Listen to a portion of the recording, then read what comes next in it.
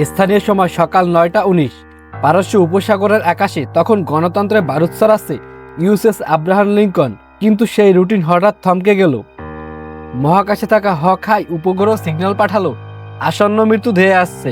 4টা ballistic missile আর exact drone হাতে, সময় মাত্র কয়েক সেকেন্ড। 90 মাইল দূরে ডেস্টার স্পেন্টার রাডারে ধরা পড়ল 30টা টার্গেট। এগুলো কোনো হাইটেক বিমান নয়, বরং একটা পুরনো পিকআপ ট্রাকের চেয়ে সস্তা ইরানি ড্রোন। কিন্তু ভুল করবেন না, এই সস্তা ইরানি ড্রোনগুলো একটা উড়ন্ত বোমা।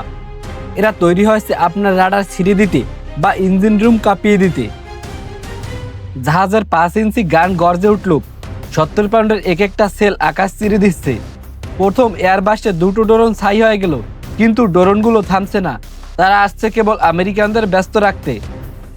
আকাশ যখন ড্রোনে ঠাসা, ঠিক তখনই সমুদ্রের পৃষ্ঠে দেখা দিল 40 নট গতির বিভীষিকা, ইরানি বিপ্লবী গার্ডের স্পিডবোট। এরা সরাসরি ধাক্কা দিয়ে ডেস্ট্রয়ারের ইস্পাতের শরীর ছেদ করতে পারে। স্প্লেন্ডার তখন পূর্ণ গতিতে ঘুরে গেল।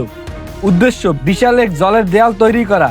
বাঘের মতো ধেয়ে আসা এই নৌবহরগুলোকে ছত্রভঙ্গ করে দেওয়া, কারণ এরা যখন ঝাঁক বেঁধে আসে তখন বিপদ। কিন্তু একা হয়ে গেলেই তারা লক্ষ্য মার্কা টার্গেট।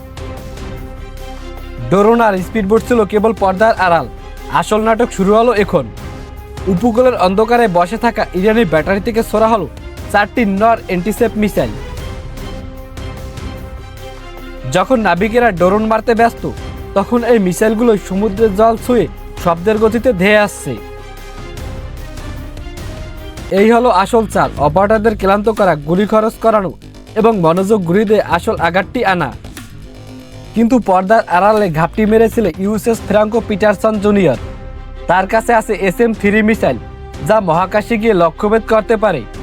ভাবুন একবার, ঘন্টায় 1000 মাইল বেগে চলা একটা গুলি দিয়ে মাঝ আকাশে আরেকটা গুলিকে আঘাত করা।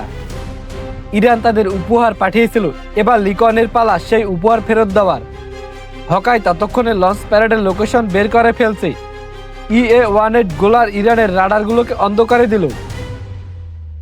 পাহাড়ের আড়ালে লুকিয়ে থাকা ইরানি মিসাইলগুলো যখন ব্লাস্ট ডোরের দিকে পালাচ্ছিল, ঠিক তখনই আকাশ থেকে নেমে এলো GBU-38 স্মার্ট বোমা।